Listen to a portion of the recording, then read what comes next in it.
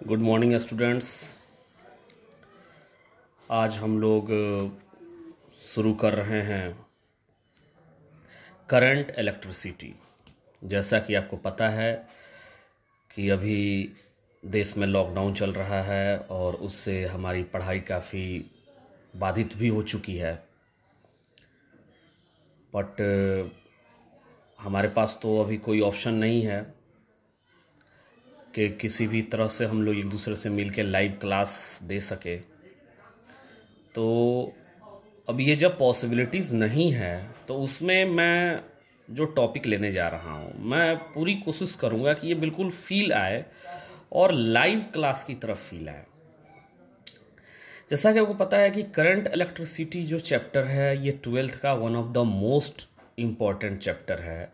और जैसा कि हम 12th के पहले दिन जो पढ़ते हैं कि हमें पूरे क्लास 12th में केवल इलेक्ट्रॉन्स के बारे में यानी चार्ज के बारे में पढ़ना है, तो कहीं ना कहीं उस चार्ज के बारे में हमारे दिमाग में बहुत सी बातें होती हैं कि चार्ज क्या होता है, चार्ज कैसे पैदा होता है, चार्ज का मतलब क्या है, चार्ज क्या दे सकता है। तो कुछ बेसिक बातें हैं जो कि सबसे पहले चार्ज का जो मतलब है, मैं आपको यदि चार्ज का मतलब बता दूं तो ये इलेक्ट्रॉन से है।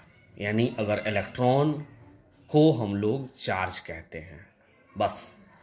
और अब जब वही इलेक्ट्रॉन रेस्ट पे होता है तो क्या होता है, और इस चैप्टर में वही इलेक्ट्रॉन मोशन में होता है तो क्या होता है, ये दोनों चीज़ हम लोग ये चीज़ पढ़ेंगे। पहले तो हम लोग पीछे इलेक्ट्रोस्टैट में पढ़ चुके हैं। इलेक्ट्रोस्टैट में आपने पढ़ा, गॉसेस लॉ में पढ़ा, कैपेसिटर में पढ़ा कि चार्जेस क्या थे उस समय, रेस्ट में थे। अब यहाँ पे चार्जेस क्या होंगे, मोशन में आएंगे। यानी चार्ज जब मोशन में आते हैं तो कैसे आते हैं और क्या क्या करते हैं। तो जैसा कि मैं इस चैप्टर का नाम यहाँ लिख रहा हूँ, सबसे पहले करंट इलेक्ट्रिसिटी। आज लेक्चर नंबर 1 है हमारा, करंट इलेक्ट्रिसिटी। करंट इलेक्ट्रिसिटी इसमें हमको पढ़ने हैं और ये चीज़ सीखना है करंट इलेक्ट्रिसिटी क्या होता है। तो सबसे पहले इसमें जो बेसिक डेफिनेशन आता है वो आता है करंट। बचपन से हम लोग पढ़ते आ रहे हैं करंट क्या है, करंट किसे कहते हैं, ये चीज़ हम लोग सुनते आए हैं। और 9th 10th में भी आपको पढ़ाया होगा कि rate of flow of charge.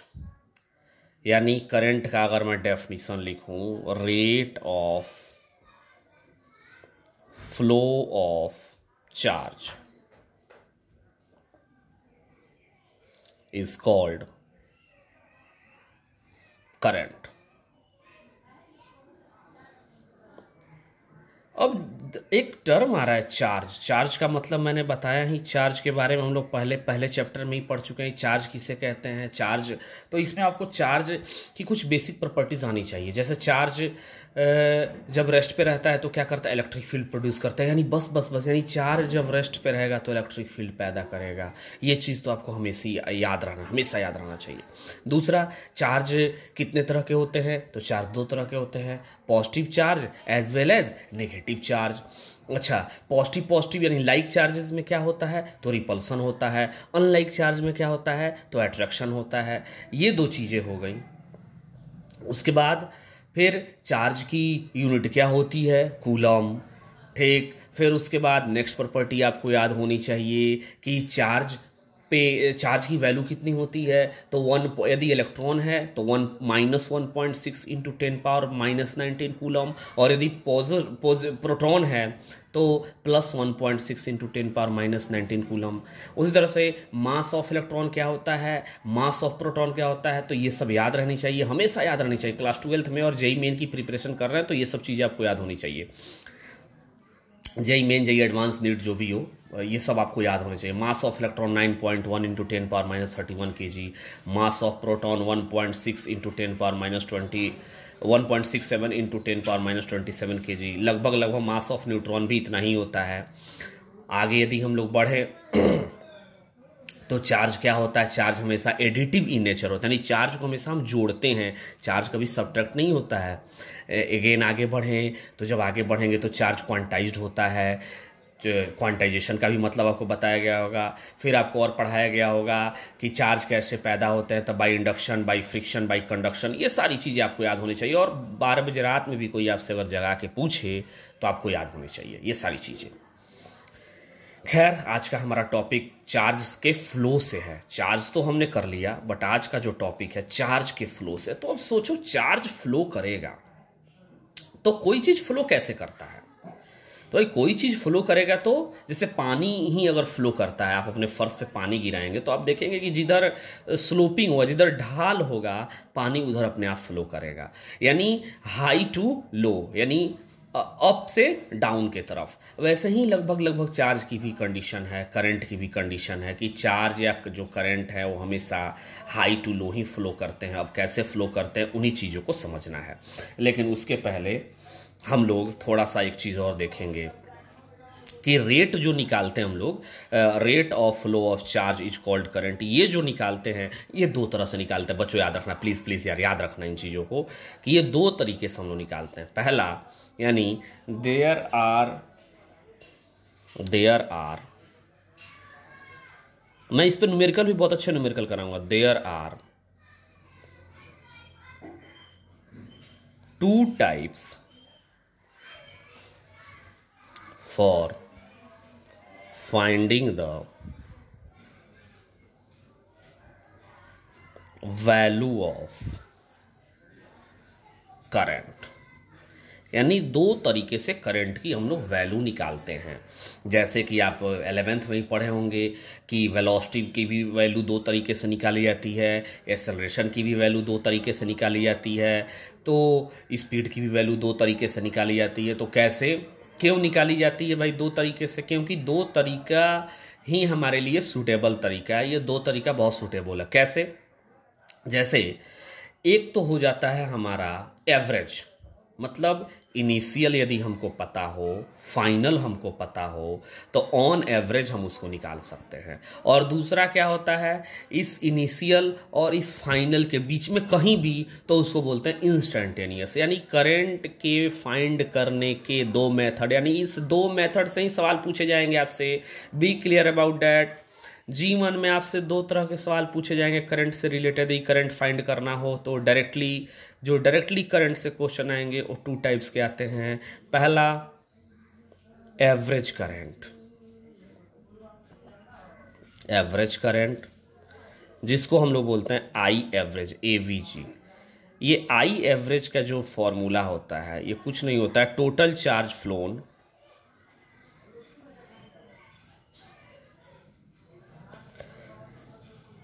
Upon total time. बहुत बेसिक है, बहुत इंटरेस्ट आएगा आपको आगे जब चैप्टर्स और आगे जैसे जैसे बढ़ेंगे, वैसे बहुत इंटरेस्ट आएगा। और दूसरा होता है आई इंस्टेंटेनियस। यानी इस एवरेज का मतलब क्या होता है, इनिशियल और फाइनल के बीच का टोटल। और इंस्टेंटेनियस क्या होता है, इनिशियल और फाइनल के बीच में कहीं भी, जैसे मान लीजिए मैंने इनिशियल टाइम बताया 2 सेकंड और फाइनल टाइम बताया 12 सेकंड, तो टोटल टाइम कितना लगा, 12 - 2 यानी 10 सेकंड। लेकिन अगर इंस्टेंटेनियस का मतलब क्या हुआ, 2 के बाद मान लो 2.1, 3.4, 4.2, 5.2, this is called instantaneous time. और इस पर्टिकुलर टाइम पे जो वैल्यू आएगी उसको इंस्टेंटेनियस बोलेंगे। आई एवरेज का वैल्यू क्या होता है आपको पता है, जैसे एवरेज वेलोसिटी का फॉर्मूला, जैसे एवरेज स्पीड का फॉर्मूला, जैसे एवरेज एक्सेलरेशन का फॉर्मूला, वैसे ही एवरेज करंट का formula delta Q by delta T, where delta Q equals to what, मैं यहाँ लिख रहा हूँ delta Q equals to Q2 minus Q1 और delta T minus T2 minus T1। ये बिल्कुल फेयर में अपने नोट कीजिएगा बहुत अच्छे से। इस पर क्वेश्चन मैं डायरेक्ट कराऊंगा बहुत मजे के साथ। आई इंस्टेंटेनियस क्या होगा आपका, लिमिट अब ये पढ़ाने की ज़रूरत नहीं है, आपको पता होगा। एवरेज पे ही जब लिमिट लगा देते हैं, जब समय बहुत छोटा होता है, टाइम इंटरवल बहुत छोटा हो जाए, तो उस समय ये जो delta Q by delta T होता है, this becomes D Q by D T, और इसी को हम लोग आई इंस्टेंटेनियस बोलते हैं। यहीं से हम लोग ड्रिफ्ट वेलोसिटी निकालते हैं, यहीं से करंट की वैल्यू निकालते हैं, यानी करंट कितना होता है और करंट में और ड्रिफ्ट वेलोसिटी में क्या रिलेशन होता है, वो यहीं से आएगा। तो इससे आपको घबराने की बात नहीं है। दो तरीके की वैल्यूज आ गई। दूसरा, नेक्स्ट, इसका जो एसआई यूनिट कितना होता है भाई, ये पूरा आपको दिखना चाहिए, हाँ, बोर्ड में, कैमरे में। एसआई यूनिट ऑफ करंट कितना होगा? SI unit of current equals to कितना होगा भाई, ये आपको पता होना चाहिए। तो क्यू का क्या होता है? कूलम। समय का क्या होता है? सेकंड, यानी कूलम पर सेकंड, और इसे हम लोग बोलते हैं एम्पियर। वाह वाह वाह, एम्पियर। उसी तरह से आपको नेक्स्ट पता होना चाहिए, करंट कैसी क्वांटिटी है? Current is a scalar quantity. But यहाँ पे आपको थोड़ा सा रुकना पड़ेगा, थोड़ा सा स्टॉप। मैंने तो बोल दिया करंट एक स्केलर क्वांटिटी, लेकिन बहुत से आप बुक में पढ़ेंगे, अच्छे जैसे फिजिक्स गैलेक्सी वगैरह जो बुक्स हैं, जेई मेन और जेई एडवांस लेवल की जो किताबें हैं, उसमें थोड़ा सा चेंजमेंट कर देता है कि इस टेंसर बोल देता है। तो टेंसर और स्केलर में कोई डिफरेंस नहीं है, बस वो क्वांटिटी जिसके पास मैग्नीट्यूड हो और डायरेक्शन भी हो, बट वो वेक्टर लॉ को फॉलो ना करे, तो वो टेंसर क्वांटिटी बन जाती है। अगर स्केलर भी कहीं लिखा है तो ये गलत नहीं है, बट टेंसर अगर लिखा है तो वो ज़्यादा सही है। जैसे ये दो चीज़ें मैं ले रहा हूँ, मान लीजिए इसमें 3 एम्पियर करंट चल रही है, इसमें 5 एम्पियर करंट चल रही है, ये दोनों के बीच 90 डिग्री एंगल है। तो वेक्टर लॉ से आप पढ़े होंगे, यदि दो वेक्टर के बीच का एंगल 90 डिग्री है तो वेक्टर का जो समेशन होगा, रिजल्टेंट वेक्टर वो कितना होता है? Under root this square plus this square. But यहाँ वैसा नहीं है, यहाँ ये दोनों डायरेक्टली सम हो जाएंगे, और दिस इज 8 एम्पियर। कहने का क्या मतलब है कि करंट स्केलर क्वांटिटी तो है, लेकिन अगर टेंसर वहाँ पे लिखा गया है तो ये more suitable than that all of, यानी वो उससे ज़्यादा सुटेबल हो जाएगा। तो अगर स्केलर लिखा है तो भी चलेगा, इट विल डू, और यदि टेंसर लिखा है तो भी चलेगा, उसमें कोई वो प्रॉब्लम आपको नहीं है।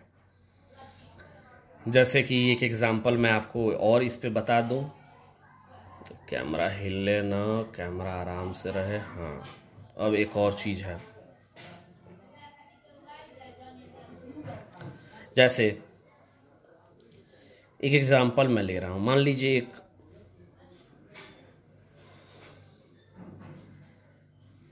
ये यहां से 2 एम्पियर इधर चला गया, 5 एम्पियर इधर आ रहा है, तो इसमें कितना एम्पियर जाएगा? तो ऑब्वियसली 5 माइनस 2, यानी इनकमिंग बराबर outgoing, this is called 3 ampere.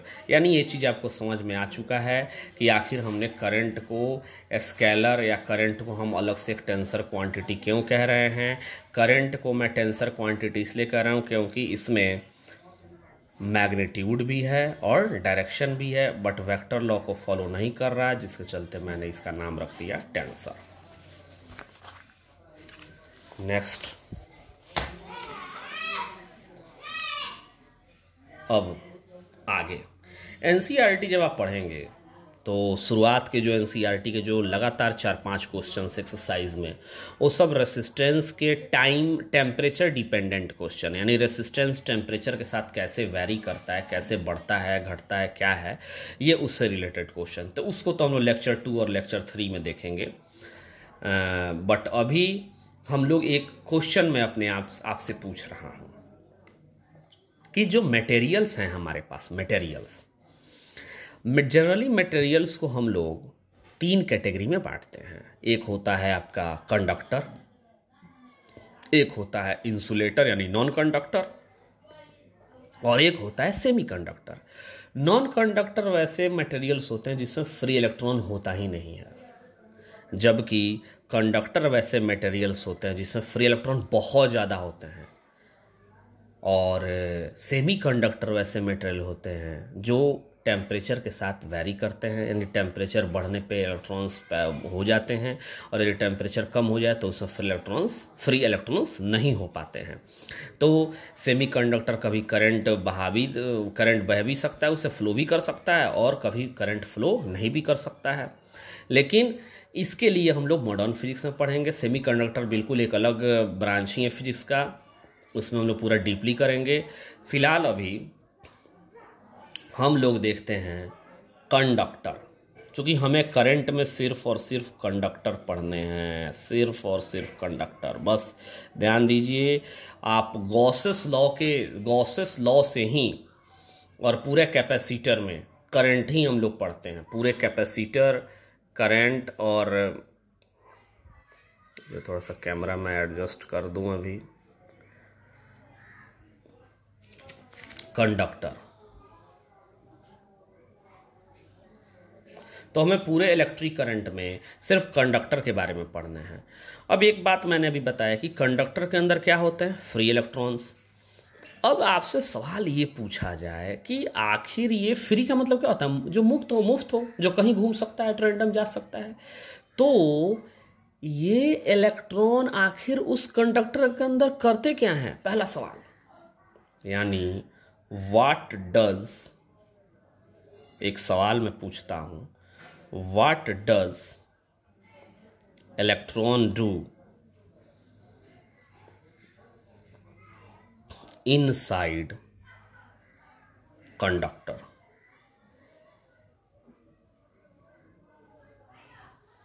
ये आपका सवाल है, what does electron do inside conductor, यानी इलेक्ट्रॉन कंडक्टर के अंदर क्या करते हैं। चूंकि वो तो इलेक्ट्रॉन कंडक्टर के अंदर ही रहेंगे, फिर इलेक्ट्रॉन्स के आउटर मोस्ट शेल में रहेंगे, तो आउटर मोस्ट शेल में रह के वो क्या करेंगे। इस सवाल का जवाब हमको देना है और मैं अभी आपको दे रहा हूं। तो जैसे मान लीजिए एक आपकी क्लास है, दिस इज योर क्लास, यानी दिस इज कंडक्टर। आपका क्लास क्या हो गया, कंडक्टर हो गया, ये कंडक्टर है। इस कंडक्टर के अंदर इलेक्ट्रॉन्स रहेंगे, ऐसे ऐसे रहेंगे पूरे इलेक्ट्रॉन्स।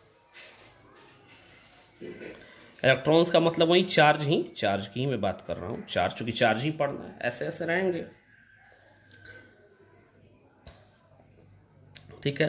अब ये जो इलेक्ट्रॉन्स होते हैं बेसिकली,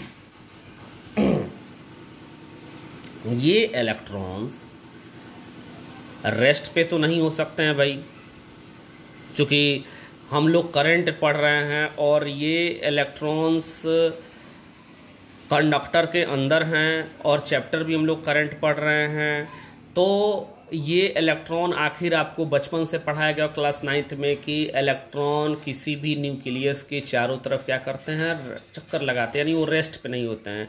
यानी डेफिनेटली इलेक्ट्रॉन रेस्ट पे तो नहीं रहेंगे, ये तो क्लियर है। अब रेस्ट पे नहीं रहेंगे तो क्या करेंगे। तो अब सवाल ये आता है कि अगर इन कंडक्टर्स को हम मान लेते हैं क्लास के बच्चे हैं, और ये कंडक्टर को हमने मान लिया दिस इज कंडक्टर, ये क्लास हो गया और ये स्टूडेंट्स हो गए। मान लीजिए जब तक टीचर्स नहीं आते हैं क्लास में, जब तक टीचर नहीं जाते हैं क्लास में, तब तक बच्चे क्या रहते हैं, ये बच्चा उधर कूद के जाएगा, वो उधर कूद के जाएगा, उधर उछल कूद करेगा, उससे बातें करेगा, यानी कम से कम शांत तो नहीं रहेगा, बिल्कुल स्ट्रेट नहीं बैठेगा, बिल्कुल इधर उधर मूविंग करता रहेगा। लेकिन जैसे ही एक टीचर एंट्री करता है क्लास में तो सारे बच्चे क्या हो जाते हैं, फिर शांत हो जाते हैं, बिल्कुल एकदम साइलेंट। और जैसे ही वो साइलेंट होते हैं तो आखिर ऐसा क्या होता है क्लास के अंदर, क्यों बच्चे ऐसे हो जाते हैं, क्योंकि बच्चों को एक डायरेक्शन देने वाला आ चुका होता है उस समय, और वो बच्चे उसकी बात मान के या उससे जैसे भी डर के एकदम बिल्कुल स्ट्रेट बैठ जाते हैं। वही हाल सेम टू सेम बाबू, सेम टू सेम कंडक्टर के अंदर होता है। लेकिन वो कब होता है, जैसे ही हम इस कंडक्टर को एक बैटरी से जोड़ेंगे। जैसे ही हमने इस कंडक्टर को बैटरी से जोड़ा ये सारे इलेक्ट्रॉन एक क्यू में, एक सीध में आ जाते हैं और बिल्कुल 26 जनवरी के मार्च पास्ट परेड की तरह चलते हैं। ये फिलहाल मैं इसको क्लियर कर ही दूँ आगे, उसके बाद फिर क्वेश्चन करा के टॉपिक को आज क्लोज करूँगा। क्योंकि आज पहला लेक्चर है, थोड़ा सा एक ओवरव्यू देना था आपको चैप्टर के बारे में। तो मान लीजिए अगर ये इलेक्ट्रॉन्स को बैटरी नहीं दिया गया, यानी इस कंडक्टर को भी बैटरी दिया ही नहीं गया है, तो इलेक्ट्रॉन क्या करेंगे? ये इलेक्ट्रॉन चलेंगे, इसी इलेक्ट्रॉन की मैं बात करूँ, इधर चला, इधर चला, इधर चला, फिर इधर चला, फिर इधर चला, फिर इधर चला, और फिर ये वापस यहाँ आ गया। अब ये जहाँ जहाँ गया कई टक्कर्स किए इसने, बहुत से कोलिजन्स भी किए हैं, लेकिन इस इलेक्ट्रॉन की डिस्टेंस कितनी हुई? डिस्टेंस इसकी कितनी हुई? 0 के बराबर नहीं हुई। डिस्टेंस तो भाई बहुत हो गया, डिस्टेंस का मतलब होता है टोटल पाथ लेंथ। लेकिन अगर मैं इसकी डिस्प्लेसमेंट बोलूं तो डिस्प्लेसमेंट क्या हुआ? 0। यानी अभी कोई बैटरी कनेक्टेड नहीं है, न्यूट्रल कंडक्टर है, तो डिस्प्लेसमेंट कितना हुआ? 0। आखिर किसका डिस्प्लेसमेंट मैं कह रहा हूँ? इलेक्ट्रॉन का डिस्प्लेसमेंट की मैं बात कर रहा हूँ बाबा, इलेक्ट्रॉन का डिस्प्लेसमेंट। तो इलेक्ट्रॉन का डिस्टेंस कितना हुआ? 0 के बराबर नहीं हुआ, यानी कुछ ना कुछ हुआ। लेकिन इलेक्ट्रॉन का डिस्प्लेसमेंट कितना हुआ? कुछ ना कुछ 0 ही, 0 हो गया। अब इसी कंडक्टर को मैं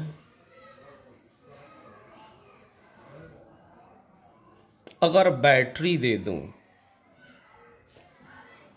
बैटरी के बारे में अलग से पूरा एक लेक्चर ही है, फिलहाल अब इतना जान लीजिए, बैटरी के 2 एंड होते हैं, एक प्लस और एक माइनस। फिलहाल समझने के लिए अभी प्लस वाले को बोलते हैं HP, हाई पोटेंशियल,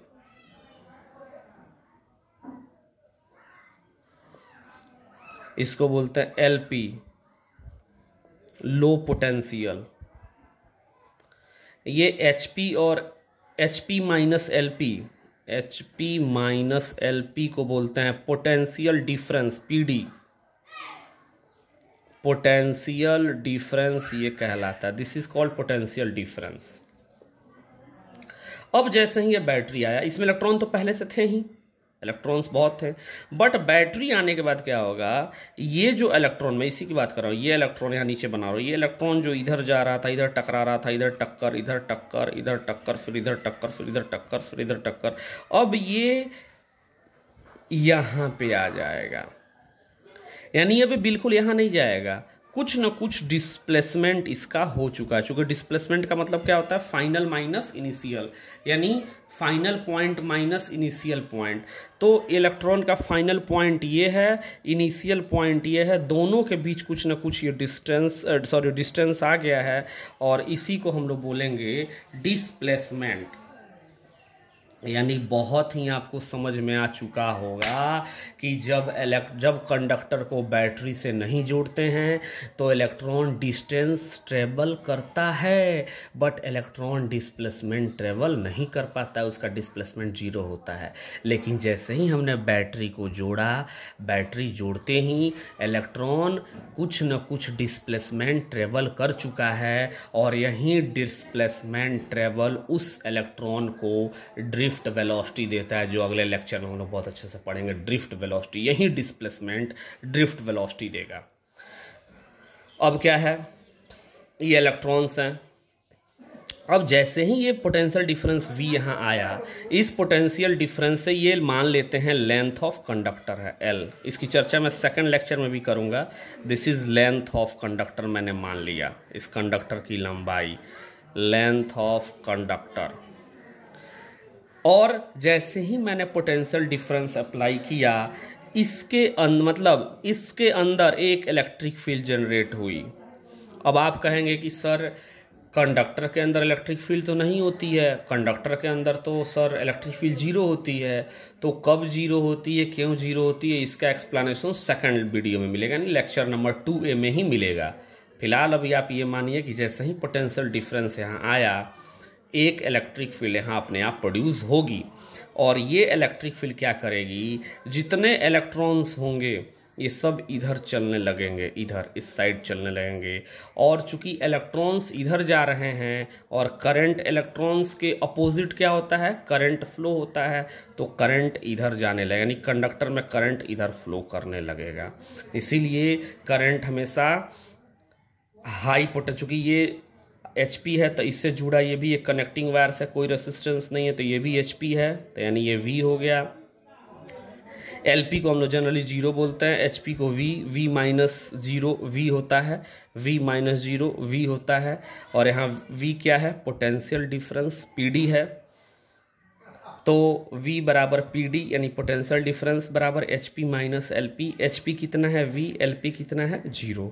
तो जब ये V है तो इससे जुड़ा ये भी V, ये भी V, यहाँ तक V। अगर ये 0 तो ये भी 0, ये भी 0, यानी अब कंडक्टर के दोनों एंड पे हमें एक पोटेंशियल मिल गया है अलग अलग। यहाँ का पोटेंशियल है V और यहाँ का पोटेंशियल है 0। इस पोटेंशियल का नाम मैंने रखा है हाई पोटेंशियल, इस पोटेंशियल का नाम मैंने रखा है लो पोटेंशियल। अब क्या होगा, अगर मैं एनर्जी देखूँ, एनर्जी तो U बराबर क्या होता है, पोटेंशियल एनर्जी कितना होता है, Q इंटू V। तो यहाँ इस एंड पे U की वैल्यू कितनी है भाई, U की वैल्यू है E इंटू V, और यहाँ पे U की वैल्यू कितनी है, E इंटू V। तो यहाँ का वैल्यू V की वैल्यू कितनी है, यहाँ V की वैल्यू है, इस V की वैल्यू यहाँ कितनी है 0। तो यहाँ पोटेंशियल एनर्जी कितना हो गया, लगभग 0। तो इस एंड का पोटेंशियल एनर्जी 0 और इस एंड का पोटेंशियल एनर्जी कितना हो गया, E into V।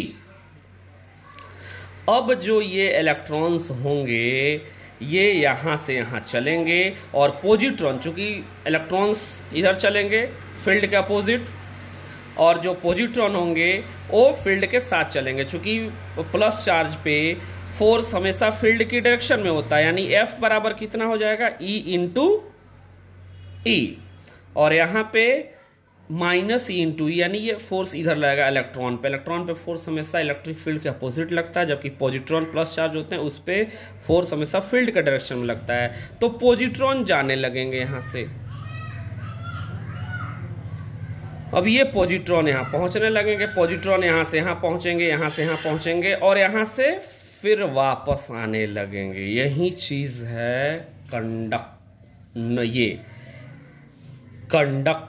Connecting conductor, इसी को बोलते हैं कनेक्टिंग कंडक्टर। यही चीज़ है, इसको वीडियो 2 में बहुत अच्छे से एक्सप्लेन किया गया है। फिर मैं एक बार चीज़ आपको बता दूं कि ये जो पॉजिट्रॉन अब क्या कर रहे हैं, कंडक्टर के अंदर इस एंड से दौड़ के इस एंड पहुंच रहे हैं, फिर यहाँ आ रहे हैं और फिर यहाँ जाके ऐसे जा रहे हैं। यानी ये कह क्या रहे हैं कि भाई मुझे एनर्जी दो, यानी कुछ नहीं, यहाँ एनर्जी है E इंटू V, यहाँ एनर्जी है 0।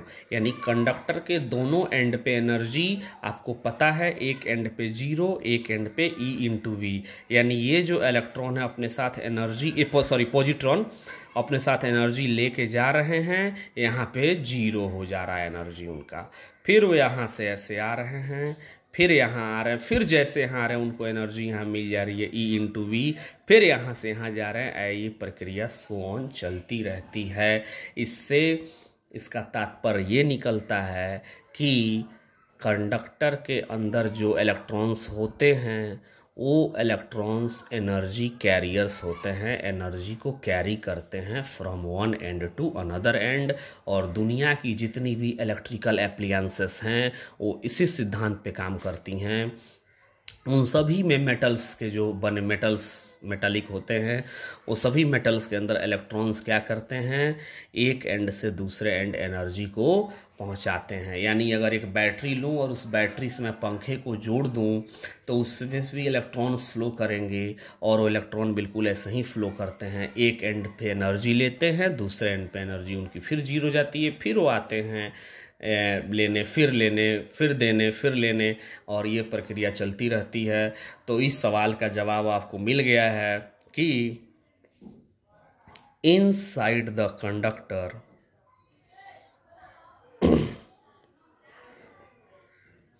inside the conductor electrons carries the energy।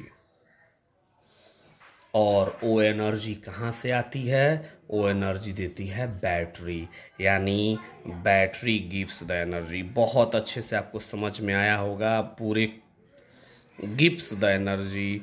यानी अब आपको खुद सोचना चाहिए कि ये V वोल्टेज से ही तो एनर्जी आ रही है, और ये V वोल्टेज दे कौन रहा है? ये बैटरी ही दे रही है, इस बैटरी का PD दे रहा है।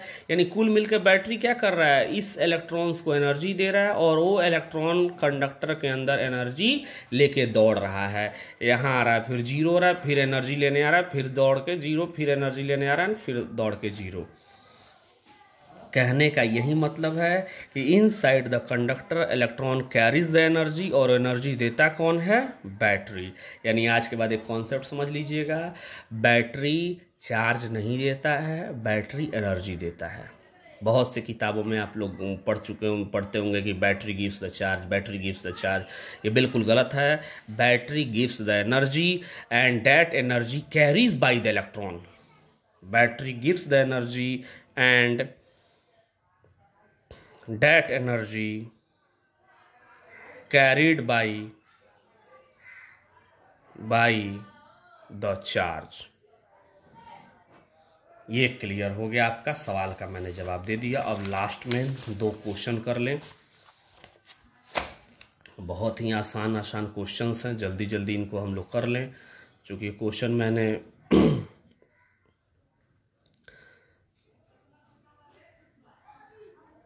एक बहुत अच्छे मटेरियल से मैंने लिया है। और ये क्वेश्चन क्या है मैं आपको पढ़ के सुना रहा हूँ।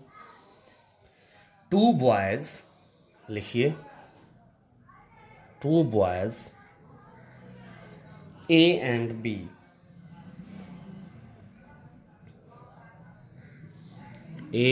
B sitting at 2 points in a field, sitting at 2 points in a field,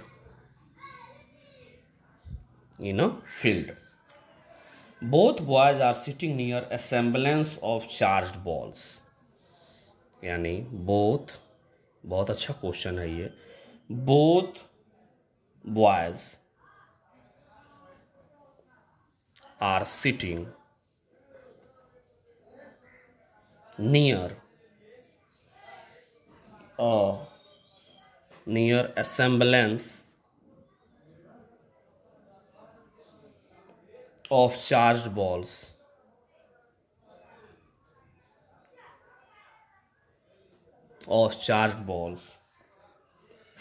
each carrying charge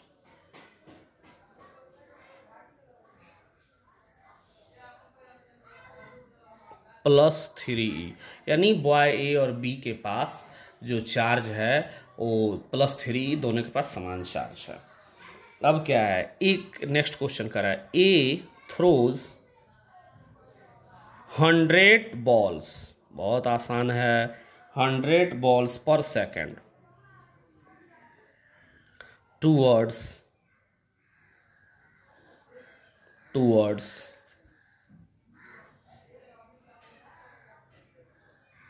B, while B throws 50 balls per second towards A, find current at midpoint, find current at midpoint of A and B। ये एक material का question है, बहुत ही interested question मुझे लगा तो मैंने इसमें शामिल कर लिया। कुछ नहीं है, सवाल आप एक बार फिर से पढ़ेंगे, बहुत आसान होगा। मान लेते हैं ये मैं सॉल्यूशन देता हूँ। मान लिया ये A है, ये B है, इसके पास ये फेंक रहा है इधर, इसके पास चार्ज कितना है? +3E। इसके पास भी कितना चार्ज है, +3, चूँकि दोनों के पास सेम दे रहा है। देख लीजिए यहाँ पे कह रहा है बोथ ईच कैरिंग चार्ज +3, यानी दोनों के पास चार्ज कितना है, +3 है। अब ये कह रहा है इधर फेंक रहा है 100 बॉल्स पर सेकेंड, और ये इधर फेंक रहा है 50 बॉल्स पर सेकेंड। अब ये कितना इधर से टोटल चार्ज इधर कितना हो गया भाई, टोटल चार्ज पर सेकेंड कितना हो गया इसका, 100 इंटू 3E बराबर 300 इलेक्ट्रॉन इस साइड बी के तरफ, और टोटल चार्ज पर सेकेंड कितना हो गया, 50 इंटू 3E बराबर 150 इलेक्ट्रॉन ए की तरफ। अब आप देख रहे हैं इधर जा रहा है 300 इलेक्ट्रॉन पर सेकेंड, और इधर जा रहा है 150 इलेक्ट्रॉन पर सेकेंड। तो इलेक्ट्रॉन पर सेकेंड का मतलब क्या हो जाएगा, कूलम पर सेकेंड, यानी इलेक्ट्रॉन का क्या होता है, कूलम। तो इलेक्ट्रॉन की वैल्यू मैं रख दूंगा, तो पहले नेट देख लूं, नेट चार्ज पर सेकेंड तो कितना हो जाएगा, 300 माइनस 150 इक्वल्स टू 150 इलेक्ट्रॉन पर सेकेंड। 150 इलेक्ट्रॉन पर सेकेंड आपको पूरा दिख रहा है आपके स्क्रीन पे, 150 इलेक्ट्रॉन पर सेकेंड। और चार्ज पर सेकेंड को हम लोग क्या बोलते हैं, वही तो rate of flow of charge dQ/dt या Q/T, this is called current I, यानी ये हो जाएगा 150। और इलेक्ट्रॉन की वैल्यू क्या होती है, मैंने सबसे पहले बताया, आते आते लेक्चर में बताया, 1.6 इंटू 10 पावर, मैग्नीट्यूड यदि लूँ तो कूलम पर सेकेंड, और कूलम पर सेकेंड को हम लोग क्या बोलते हैं, एम्पियर। तो I की वैल्यू हो जाएगी 150 इंटू 1.6 इंटू 10 पावर -19 एम्पियर, और मल्टीप्लाई हम लोग यदि करें तो ये आ जाएगा 1.6 80 और 24, यानी ये आ गया 2.4 इंटू 10 पावर -17 एम्पियर आएगा इसका आंसर। कोई दिक्कत हो तो देख लीजिए एक बार और फिर से समझा दिया जाएगा।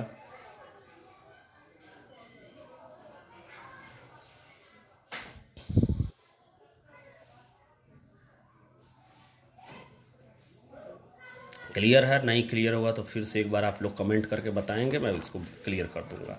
एक और क्वेश्चन जल्दी से देख लूं। नेक्स्ट क्वेश्चन क्या है, मान लेते हैं फ्लो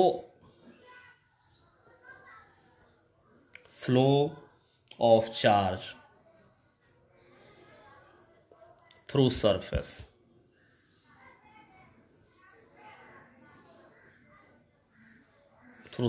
वो दिया गया है, Q बराबर दिया गया है आपका सवाल में 4T square plus 2T from T बराबर 0 to